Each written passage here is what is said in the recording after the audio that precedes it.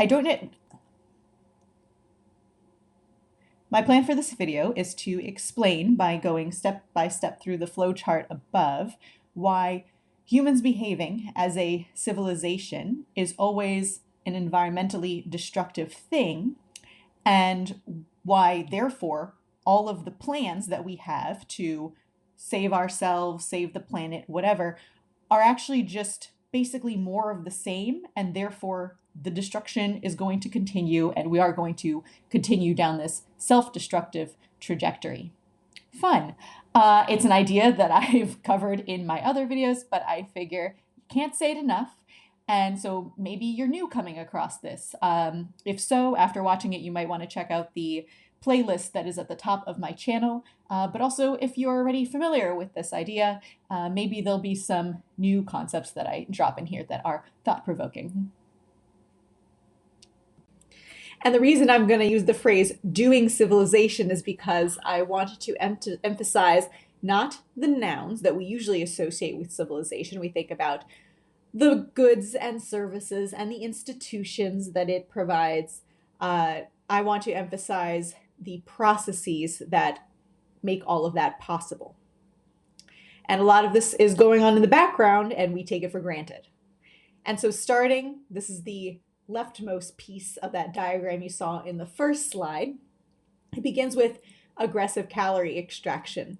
And I use that term instead of farming because a lot of indigenous societies practiced forms of plant cultivation and animal husbandry that we might also refer to as farming, versus what civilizations did was distinct from that. It was a lot more aggressive, a lot more intense. They would often destroy their soil, and it was therefore necessarily expansionary because you would draw all these nutrients out of the soil, which would lead to the increase of your population. But in the process, you've also destroyed the soil. And then to be able to feed your newer, bigger population, you need to expand and seize land from other species and other societies. So it's like an expand or die conundrum.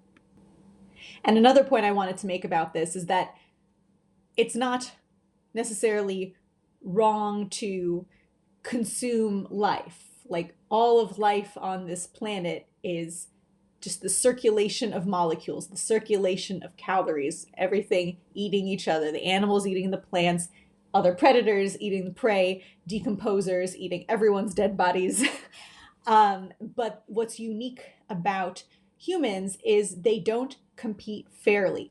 Other animals compete fairly. That's what I have these YouTube clips of here. It's pretty awesome. But in the case of humans, we play dirty. We will go after our competitors even when we're not head to head over a specific food that we want to be eating. We will pursue them and try to just eliminate the competition or seize entire pieces of land for ourselves, take claim of all the calories that grow there, and use electrocution or poisoning or firearms to discourage any other species or any other society from accessing the calories that grow on that land. Now, because this goes back to Malthusianism, because we didn't count those other species or other cultures as people, we were able to tell ourselves that there is no limit.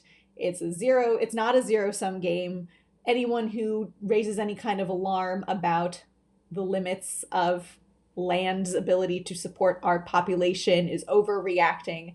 And we thought that we were just kind of like expanding into nothing, but actually the way that we were expanding was by pushing others out and replacing them.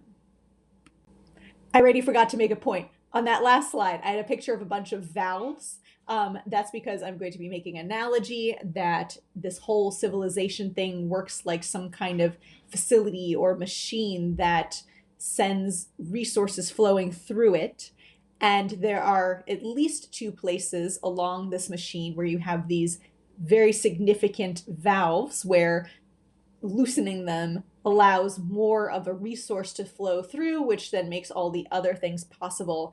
And so, as far as I'm concerned, one of the major valves in this system exists right there at the beginning, where we are extracting calories to support a large population of this particular culture of our one species. So anyway, this is what that looks like over millennia, starting in 10,000 years ago. Other records would say 12,000. About half the world was forests, and a little bit less than half was the wild grasslands. And since then, as a result of the civilization model expanding, we see agricultural land coming in to squeeze all the other types of land out, so that now humans have claimed about half of the land just for ourselves. And for me, when thinking about population dynamics, it helps to imagine a revolving door. And the occupancy inside a room is going to be a matter of both how many people are coming in that door and also how many are exiting. And if you have a whole lot of people continually squeezing in and nobody getting out, it's also making me think of the New York City subway, it gets very crowded in there. And what's interesting is that nowadays, I feel like when people talk about overpopulation, which is definitely not a conversation that is restricted to people who are just within these, very ecologically aware circles, it's a more common topic even in like newspapers. There's a big focus on birth rates, intervening at that step of the process where people are entering through the door. But in terms of understanding how we got to where we are with 8 billion people on the planet, I think it's just as important to acknowledge the role that the suppression of death rates has had. So it's not like as soon as civilization emerged and people started cultivating food and storing it and then specializing in their roles and whatnot, that the births per woman increased. It was just more people were surviving past infancy and toward until a reproductive age. And so that would be the equivalent of people are still coming in the door just as much, but you're actually blocking people from leaving. And that's another way to increase the number of people in the room. And then also the other factor that resulted from our aggressive calorie extraction dating back 12,000 years is spare labor capacity. Because if we're using machines or tools like the plow, that's more efficient. And so then everyone doesn't have to be involved in that effort, and they're therefore freed up to go perform other roles. And just one more point about the suppressed death rate, which is maybe not going to be relevant to this presentation, but I'm sure it'll come up in my other talks, is that I think it's useful to think about how that mentality, how this lifestyle that the underlying goal is always like, don't let anyone die, how that has led to the culture that we have in modern times, where it is all about preserving youth, right? Everyone is all about filters and plastic surgery, and we're talking about, oh yeah, maybe people will live to, age 200, or they'll, upload themselves to the cloud and live forever. And so, yeah, that's just another thing I've been pondering about, how you can kind of trace it all the way back to the emergence of civilizations and the practice of creating this buffer of food supplies so that you no longer have to worry about famine times and whatnot. It's kind of this theme of paranoia, insecurity, not trusting nature and its rhythms and the trajectories that we're naturally on. And here's where that leads. So this shows dating back 10,000 years ago. Yeah, or again, the number could be 12,000, depending on who you ask. It's ancient Sumerians. The different colors here represent the teal is wildlife, the purplish is humans, and the orange-ish is our livestock. And so you can see back at the moment when the civilization model, doing civilization, started to be a thing, it was like all wildlife. And then suddenly, already, and now, of course, this is not just the result of civilizations, there were other societies as well that hunted species like megafauna to extinction. That came in, and you see the number of wildlife go down. But then what's really remarkable is how by 1900, you see that the wildlife has decreased further, but what has really increased is there's suddenly way more humans. Like, you couldn't see them in the previous bars, but then there they are now, this new purple chunk emerging. And our wildlife are taking up a lot of room as well. And then finally, now in modern times, or 2015, so much of the animal mass on the planet is humans and the livestock that we raise to feed us. So that's one of the places it leads. Through the aggressive calorie extraction, we see a suppressed death rate, which then leads to a population boom. And we also have that spare labor capacity as a result of the more efficient methods of calorie extraction, which then allows other people to specialize full time. And in thinking of this, it occurred to me how odd that is, because in other cultures, people engaged in various activities. So I have examples here of people in Canada and Australia dancing, and people in Tanzania, you see there's an example of construction. But the difference is they would do it during appropriate times or when there was a genuine need within their community, versus in this economy and within a civilization, when there's so many people that you're kind of estranged from each other, then you end up having to perform that role all the time. Like, a ballerina doesn't just dance during the few days a year when it's a special occasion, and then for the rest of her days she is supporting other people to get other things done. It's like you perform that one role because you need to do it to get paid so that you can get food, and if you don't do it, then you starve. Like that, the performance of that single role, or of course in today's economy people have like 3 jobs, but you have to fill that specific title full time, presumably for like your entire year, so for 40 years or whatever, and that's how we survive indirectly. And I was just thinking about how strange it is that you're never done as a construction person. It's not like your neighbor needed help to build a house, and so you helped them with that, and then you patted each other on the back and sat down and considered it a job well done, and then moved on to other things or rested or whatever. It's like you need there to be things to be built, and you don't necessarily need to know who you're building them for personally. And it's never done. And that's what's also weird. It's like, has anyone, this didn't occur to me until I started learning about the limits to growth, but do we ever stop to question, like, wait, so the plan is like, we're just going to continue constructing forever? Because that's kind of what, for example, the stock market or whatever assumes. And yet that's obviously an impossibility. You can't continue constructing every day, every year for the rest of whatever. Like, there must be an end point. And yet no one is thinking about that theoretical point when you have like saturated the planet with construction, and then what comes after that. Now, we already saw what I identified as the first valve, which is that aggressive calorie extraction. And that's also what some invasive species do. There are even some plants that secrete allelopathic chemicals, which do kill competing plants in their area. And in that sense, they do carve out a certain piece of the territory as theirs to draw nutrients from. Of course, they don't do it on the scale that we did. And then also something that is unique, and this is what I'm calling the second valve, is this excess metabolism of other inputs. So not just calories, which is what most creatures on Earth are mainly concerned with. If you just take a moment to imagine, like, What does a bear care about doing throughout its day?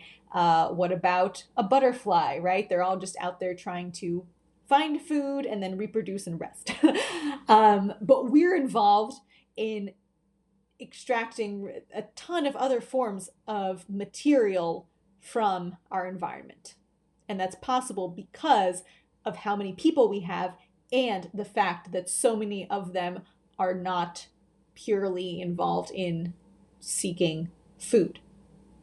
Now, to visualize the scale at which we're doing that, here I have two graphs. It is our annual material footprint of metals and whatnot, and then also a comparison of how much biomass there is on the earth, how many living things between plants and animals and microbes and all that, and versus man-made materials like asphalt and cement. And you can see the amount of man-made materials is now equal to biomass, and it is starting to exceed it. And also about our footprint, I think especially in countries like America, we like to think that so many things are digital now. Nothing is having any material impact. It all just exists in the cloud, and we have a light footprint on the planet. But in fact, globally, we are all extracting more and more material each year. It's not even plateauing, it's increasing.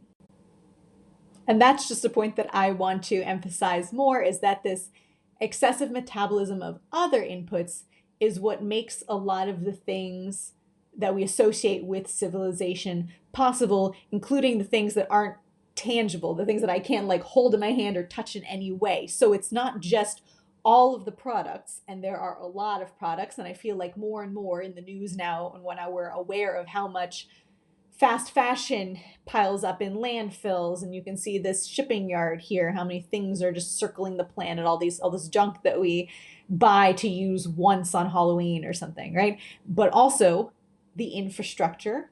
In America, the biggest transportation network with the most mileage is highways. It's not railroads or canals, obviously. And also services and institutions. So you might say, well, I have a low carbon footprint job. I'm just a masseuse. But it's like, okay, but how do you work in an office? What's the office made out of, or some kind of building? And you get there somehow. What helps you get there? And how about the fact that you're even able to perform that job means that you didn't have to go out and forage. So why did you have that free time that you weren't spending foraging today? Oh, it's because of the giant complex food system and your refrigerator, which has parts that came from all over the world. And that is even like universities, right? Like there's a campus that was built from things. And the fact that all of the students in America, we have this huge portion of our population that is enrolled at any point in time. And the reason that they can be there instead of hunting or whatever, or farming in some way, is because some other machines are taking care of bringing the food from the environment to their plate, plus a lot of other services, keeping the lights on, making the computers that they use to do their homework, etc. And this is something that is true of other civilizations, previous ones as well. I don't want us to get lost. I think a lot of times when we criticize the status quo, when activists do, for example, they focus on modern civilization, fossil fuels, the problems with that, the problems with Republican policies and CEOs and corporations. And it's true that all those things definitely make the problem worse, but at the heart of it is this blueprint that is common to all civilizations, past and present.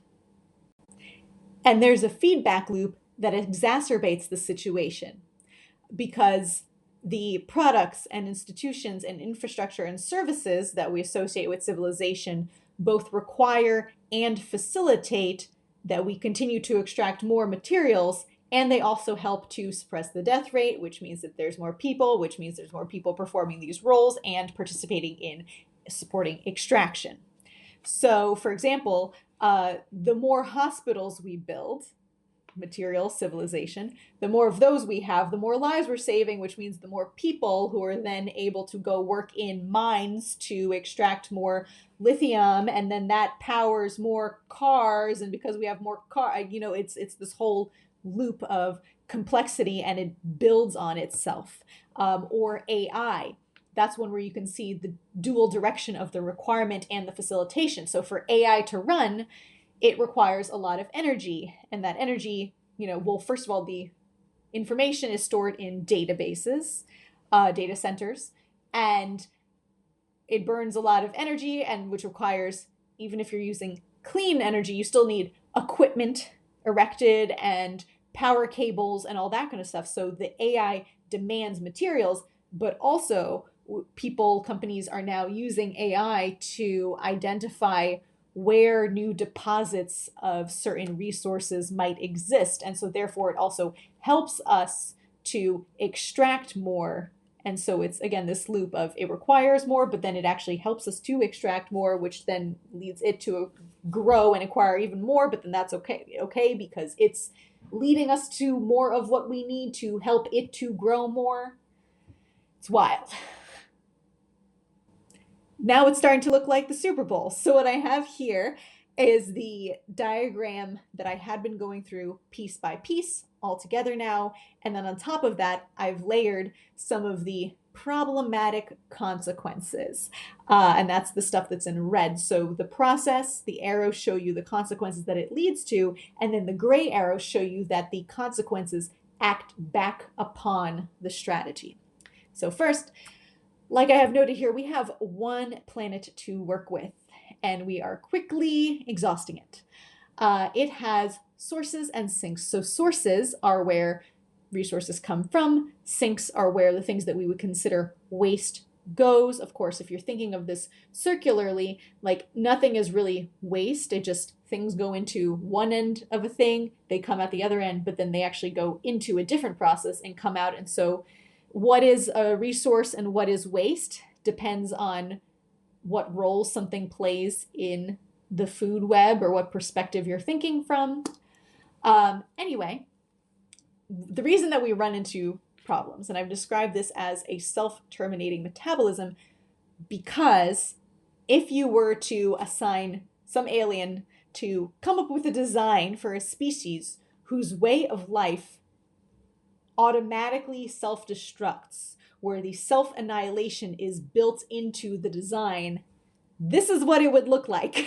So the reason it's a problem is because, first of all, we are burning through renewable stocks faster than they can keep up. So when we think of something as renewable, the way that you determine whether or not it is whether it replaces itself during the relevant time frame. So like, what is a relevant time frame? Well, if I want to be able to eat tomatoes from my garden all summer, but I start picking them faster than the next one forms, that means there's going to be a day that I go out there and they're just like, are no new ones growing yet, because I burnt through them. In a sense, I was consuming them at too fast a rate, and so I reached a wall.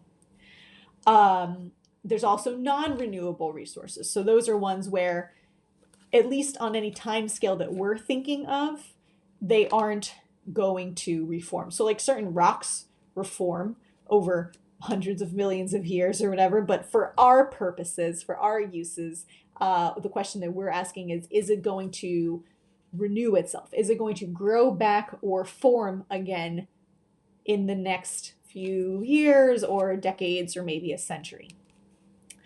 And then finally, waste. This is the one that everyone tends to be the most familiar with, because we call it pollution, and climate change. That's the result of us emitting waste, in this case carbon dioxide, faster than plants can absorb it. And so that's the reason that this is a self-terminating system, and that we are hitting a wall on all fronts, is because we are not only creating too much pollution that is piling up at the end, and so like the pile of the bad stuff is getting too high, but also the pile of the good stuff, or like the stuff that goes into the machine, we're making it get lower and lower. And that's things like good soil. Soil takes a really long time to form, and we are depleting it and degrading it faster than it could ever grow back. And that's going to inhibit our ability to grow crops. And so you can see now how the way that we run the system is having certain consequences on the environment in which the system exists. And then in the reverse direction, the environment in which the system exists, which it is transforming through its own operation, then acts back on the system to eventually prevent it from functioning as designed. So, for example, like I said, the soil, as we deplete soil, we will not be able to grow as many crops. The accumulation of pollution is also, in the form of climate change, going to impede crop growth and agricultural output. And then also, as we use up metals and stones and sand and whatnot in all of our infrastructure projects and whatnot, and also the manufacturing of clean equipment, we hit a dead end there as well. So there are a few points that I want to make about this overall situation. The first one is about the question of sustainability. We ask, how can we make civilization sustainable? But that core process, because of the way it functions, because of those two valves that are turned up really high, it can't be sustainable. The only way to make that a plan that could work continuously would be to pretty much turn down the valve on the right, the extraction of non-calorie resources, almost to turn it totally off, because no matter what, you're going to hit a dead end over the course of a few centuries if you're extracting all this stone that eventually crumbles and whatnot. Like, you can't maintain the infrastructure. And also in the case of industrial society, we're hitting a dead end where we aren't going to be able to extract fossil fuels for many more decades, and it's already going to start going down. I'll get into that.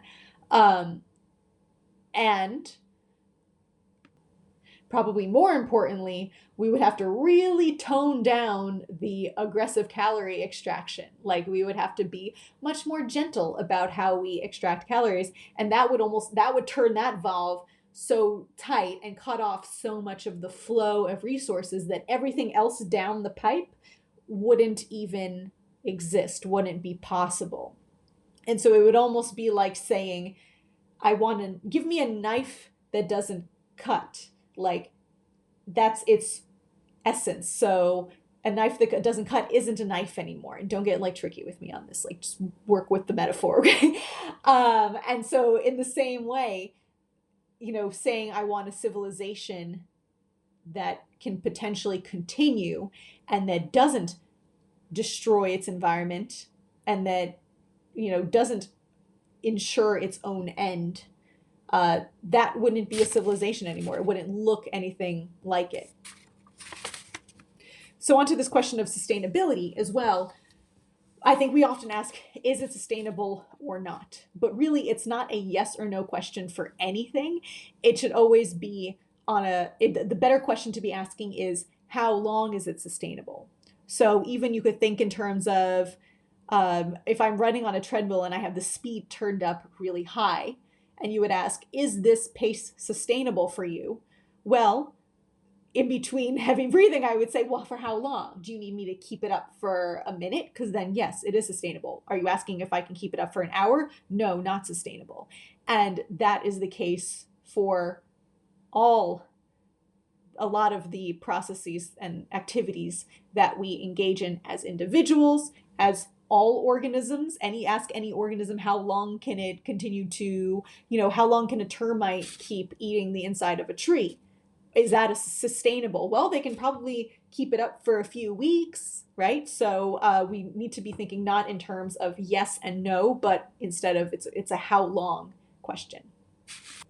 Another point is that it hardly matters what that machine runs on and what resources are flowing through it. So it matters a little bit. You could argue that, if we were to find some way to power that machine through, wind turbines and solar panels, and then maybe at least as it operates, it's not it's not emitting emissions, that would be a plus. And you could also say, okay, what if the only things that flow through the whole thing are like the most necessary products, not any kind of stupid plastic toys that your kid is going to play with once and then it's going to end up floating in the ocean somewhere, just like really essential stuff. That still doesn't remedy the problem. It is still going to hit a dead end. So again, that's why I say that it kind of matters, but doesn't really. So it kind of, but doesn't really matter what it runs on or what's flowing through it.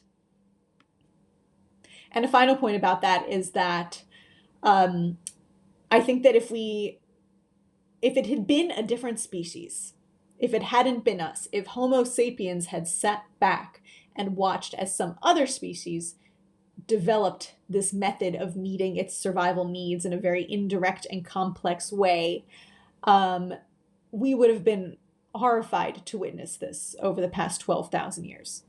But because it's us and we're all immersed in it, we don't realize what it's doing. And if anyone criticizes it, we kind of take it personally. So finally, to the thing that I have on this slide, this is from a blog post by Tom Murphy called Our Time on the River. I will post it in the description of this video. But it is just a depiction of all the things that we would consider to be progress in recent human history since the advent of civilization. But in fact, each of the things that we consider an accomplishment or an advancement, it really just adds to the momentum of the river that is pulling us toward a cliff that we're going to go off. So if you want to take a closer look, go ahead and pause. Otherwise, you can check out the link that you'll find below.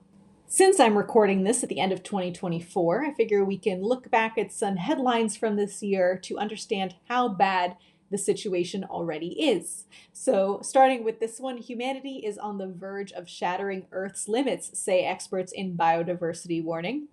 Just a standard headline from this year.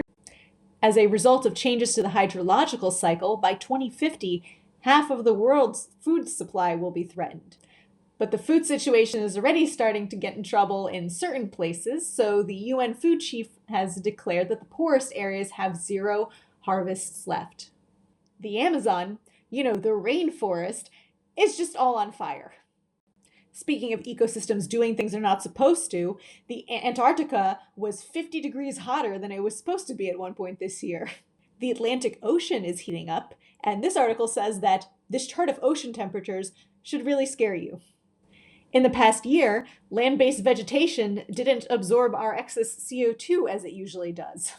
Due to droughts, we're seeing places that usually would have relied on hydropower, like Ecuador and Canada, are not able to generate electricity. And in the case of Ecuador, it's leading to prolonged blackouts. The drying up of waterways also means that certain major trade channels, like the Panama Canal and the Mekong Delta, are also ceasing to function well.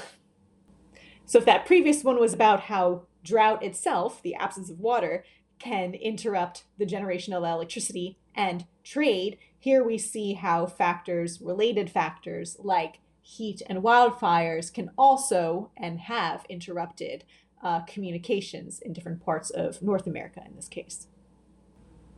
And of course, as a result of climate change, we are seeing various forms of life suffer.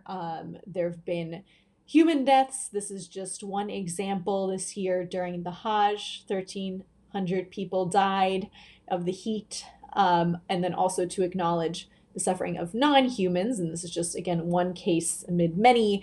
But this year in the Arctic, because of the way that the snowpack is now being affected, it is glomming onto the paws of polar bears, and that is causing just lesions and injury and pain. Moving now from the problem of not enough water or too much heat to flooding. There's been flooding everywhere this year. Multiple airports flooded. The roof of an Indian airport caved in. In Dubai, they got, I believe, a year's worth of rain in a day. And also the Sahara flooded. which is not what you expect to see in a major desert. More toward the end of this year, there was that major flooding in Spain. You can see these cars just piled up in the streets, carried away by water, homes full of mud. And also throughout Europe, they've been having flooding and fires this year. But Germany had this long distance train. First, it got rerouted as a result of flooding. And then when it was on its new route, a landslide took it out. So I thought that was kind of ironic. And I found this dynamic to be interesting. It's kind of like a feedback loop. Now in countries, as it is, we are in a mass extinction and suffering from severe biodiversity loss, where land mammals now make up only 2% of the biomass. But also because of droughts in Namibia, they weren't able to secure enough food, and so the animals would have died anyway, that these wild animals in the drought, and so they are killing them for food. And then this other news story about people planted trees, to offset carbon dioxide emissions and mitigate global warming. But because people were desperate for firewood, they chopped them down. So we're getting to a place where humans' desperation in the immediate term, which is understandable, is getting in the way of these solutions that are exacerbating other bigger problems, and it all feeds in on itself and makes things worse. I mostly wanted to emphasize the environment beyond our little human world, but I think it is also worth narrowing in on us humans and our little internal dramas. And so some interesting news this year was that Canada is tightening up its immigration policy, and Europe is reviving conscription. And of course, to make sure that we don't focus too much on climate change, because that is by no means the only problem. It's not even the worst problem. If you look at the planetary boundaries, there are other areas in which we actually score even worse. They're just not as in your face. One of them is microplastics, which we are detecting in everyone's bodies, in so many of our organs at this point. And just the amusing development this year was that they confirmed its presence in men's testicles, whatever. And the millennials and Gen X are experiencing higher rates of cancer already. So lots of different forms of toxins also impacting us, not just like the climate impacts coming at us from the larger world around us that we can observe, but also all these chemicals acting on us in ways that we can't necessarily observe and in ways that we don't always understand. And because this system, all the green arrows that process the doing civilization activity, functions to shelter us from needing to interact directly with our environment, we are unaware for the large part of how much impact we're having on it, and we fail to imagine what an adequate response would be. Everything is limited, and it's all very focused within that right end of the equation. So we basically, if this whole thing is like that, those pipes and all those valves and stuff, it's like we totally ignore most of the machine, and it's only we're focused on plugging leaks or turning things at the very end. And so typically the things that people will propose is, for the eco-modernists or the techno-optimists, they suggest that we need more machinery, more equipment, more technology. What that amounts to is cranking up the extraction of non-caloric inputs even higher, or even just keeping it at the same level, which is still something that hits a dead end. Then you get the people that are more progressive. They'll talk about degrowth. They'll say we need, socialism. We need to decrease our footprints. We need to turn it down a little bit. But even their idea of what would be a solution is actually not going far enough, because turning down that the input extraction, even just a little bit, still doesn't stop the damage that we are doing to one planet. As long as this machine is functioning at all, it is continuing to do damage and to extract things in a way that it just simply cannot continue to do. And they also suggest that we improve our institutions. So maybe we just need to change the way the government works, change the way the schools work, all that kind of stuff. But because the government and schools and healthcare and, and by government, I mean like the social programs that it provides, those are all the end product of the machine. So the only way that they even exist is because of all the damage that occurs along the way. And as the whole thing self-destructs, after you've worked so hard to get it to offer you good programs, it's just going to fail anyway. It's going to cease to operate, and then it's not going to be able to provide those things for you. So it's a very narrow end of the equation focus that doesn't really comprehend the entirety of what's going on. And then finally, and I think of this as the Gen Z fallacy, I feel like younger generations, because they are so used to seeing headlines like the ones that I just showed you, they assume that, well, this is just the way things have been for a while and it's the way they're going to continue to be, but like in an unchanged world. And so that's why I call it also like a steady dystopia. They think that we'll continue to see the headlines like the ones that I just showed you, and yet their lifestyle will remain more or less like it currently is, which is not the case, because going back to that headline where it said that in 2050, half of our food is going to be threatened. It's not like everything goes along smoothly for the next 25 years and then suddenly it's 2050 and like the world ends, the apocalypse hits, and things suddenly, the standard of living suddenly drops. It's a steady decline, and that decline is actually going to begin in a significant way soon. And so that's what I'll show you next. So this is one of two graphs that I'm going to show you in my It Gets Worse slides. This is the net energy illustration. And what I mean for everyone to focus on is the area under the pale yellow curve. And because that might be a little bit difficult to make out, I'm going to skip to the next slide where I've kind of simplified this through some really bad photoshopping. This is a graph of both how much fossil fuels we're able to extract and then the amount of industrial energy, usable industrial energy that we are getting from it. So the total top of everything is how much we're extracting versus the amount that we actually get to use is just the orange. The blue is the amount that you need to kind of slice off of the top because it's requiring more and more energy to extract energy.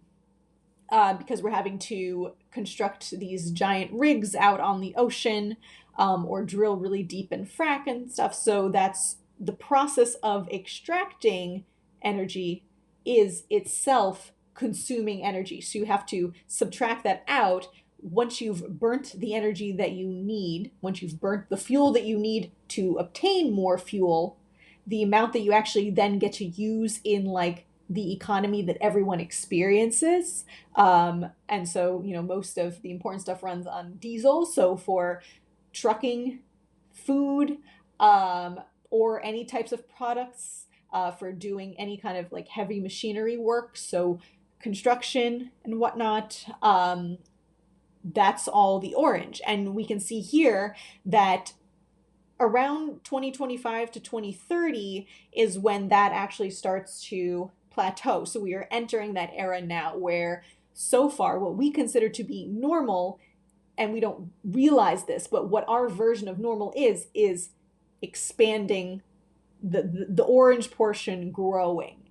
And we never really have to think about it, so we don't realize that that's what's going on, but it is. And so then as that stops growing and goes flat, that is going to have implications for industrial society. And then a little bit before 2030, or definitely after it, that orange portion starts to drop. And so that means that certain industrial activities are going to have to be skipped and permanently. And so a good analogy is I've indicated here 2020 as well. You can see the dip there in the amount of energy that we were extracting, but it's also we didn't burn as much that year either.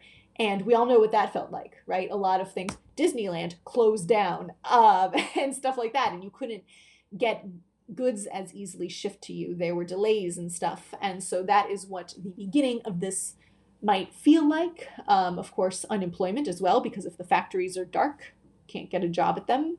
And the thing that distinguishes it is there was a recovery from the COVID lockdowns in a sense. Things reopened. Whereas here, there isn't going to be a reopening, at least not on net. For the most part, it's going to be just every year more things closing for the rest of the future until everything industrial is shut down in the distant future, but not too distant. Actually, before I get to explaining this other graph, I want to pause to reflect on that whole machine piping and valves and stuff that I showed. We are in a predicament because there are no appealing options for us. So let's see, what could we do? Well, that machine is destroying the planet. So do you want to help the machine? Well, no, you don't want to give it a boost. You don't want to enable it to do even more damage than it's already doing, because that's going to harm all of us. Okay, so then do you want to fix the machine and like rehabilitate it so that it can be less harmful? Well, I already said that that's not an option, because that's like trying to design a knife that doesn't cut. It's not a knife anymore.